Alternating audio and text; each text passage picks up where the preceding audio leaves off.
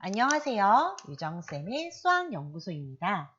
두 번째 강의 주제는 수감각, 이렇게 지도해 보세요. 첫 번째 챕터로 어림하기를 다루고 다음 강의에서는 보수 훈련에 대해서 다룰 예정입니다. 오늘 얘기할 이 수감각은 수학학습을 하는 데 있어서 탄탄한 기본기를 다져주는 시작이라고 봐도 좋습니다. 먼저 교과서를 우리 살펴보기 전에 초등학교 교과서를 만드는 데 기준이 되는 국가 수준 교육과정에서는 어떻게 수학 교육과정의 영역을 분류하고 있는지 살펴보도록 하겠습니다. 다음은 아까 보여드린 초등학교 교육과정 해설서의 수학과 내용입니다. 수학과의 내용 체계고요. 초등학교 수학은 수와 연산, 도형, 그리고 뒤쪽에 있는 측정, 규칙성, 자료와 가능성이라는 5개의 영역으로 분류를 하고 있습니다. 이 5개의 영역으로 분류하고 있는 기준에 의거해서 1학년에서 6학년까지의 초등학교 수학 교과서를 제가 다 분석을 해봤습니다.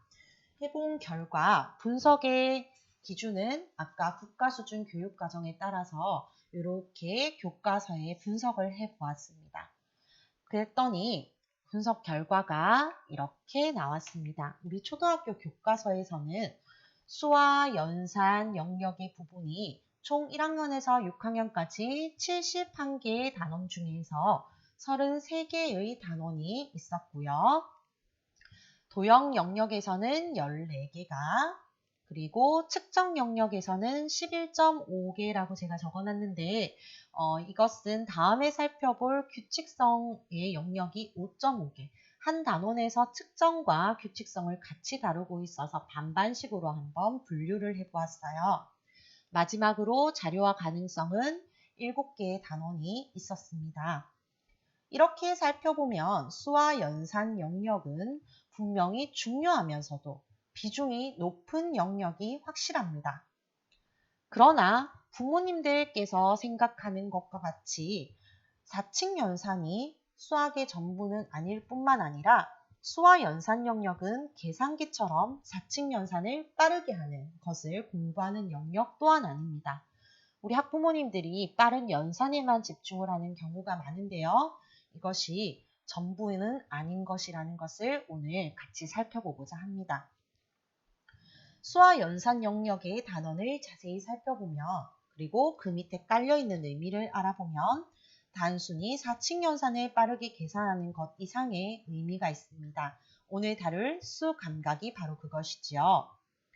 이 의미를 이해하고 기르려고 노력해야지만 학년이 올라갈수록 수학 공부에서의 발전을 가져오게 됩니다. 이번 강의에서 수학 감각을 기르는 방법을 알아보기로 하였죠. 이 수 감각은 아이들이 수학의 기초를 다지는 것뿐만 아니라 왜 그런 계산 방법이 형식화될 수밖에 없는지를 이해하게 하여서 수학적 의미의 오개념을 가지지 않도록 도와주는데 아주 큰 역할을 합니다. 저와 함께 수업의 한 장면을 살펴보면서 수 감각의 중요성을 한번 알아볼까요?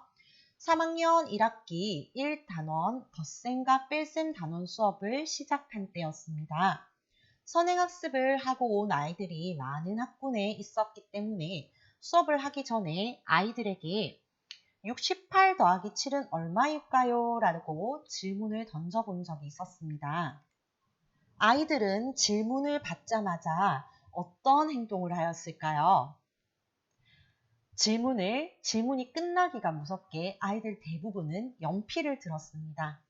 강의를 보고 있는 학부모님들께서도 종이를 찾고 있지는 않으셨는지요?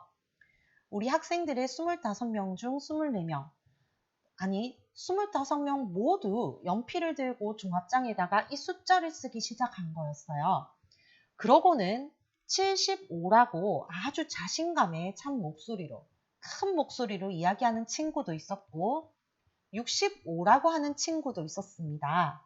65라고 하는 친구는 받아 올림을 하지 않는 자리값에 대한 오개념으로 이런 답을 내는 것 같고요.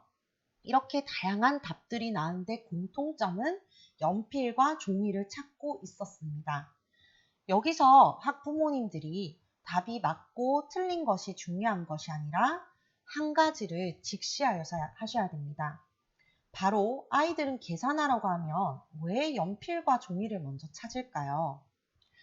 학부모님들, 실제 생활에서 어림을 더 많이 사용하지는 않으신가요? 실제 생활에서 마트에 갔다고 우리 가정해 봅시다.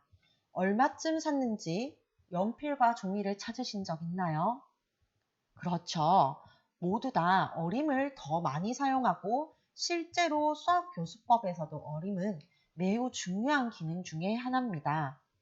어림은 계산 결과에 대한 직관을 얻을 수 있게 하고 계산을 잘 하였는지 확인할 수 있는 기능도 있고요. 마지막으로 계산 결과의 타당성을 검증할 수 있기도 합니다. 68 더하기 7을 예로 한번 들어볼까요? 이 학생이 68 더하기 7은 165라고 했습니다. 이 학생은 나중에 살펴볼 받아올림의 5개념을 가지고 있는 학생인데요. 받아올림을 가장 앞자리에다만 하는 것이라고 생각한 잘못된 5개념을 가지고 있기 때문에 이런 답을 적었는데요. 이런 아이들에게는 다시 계산을 하라고 다그치는 대신 어떻게 하면 좋을까요? 수감각을 기를 수 있도록 구체적인 방법으로 어림 활동을 할 수 있게 도와주는 질문을 하면 어떨까요? 실제로 이런 질문을 해보았습니다. 68은 어떤 수에 가까울까요?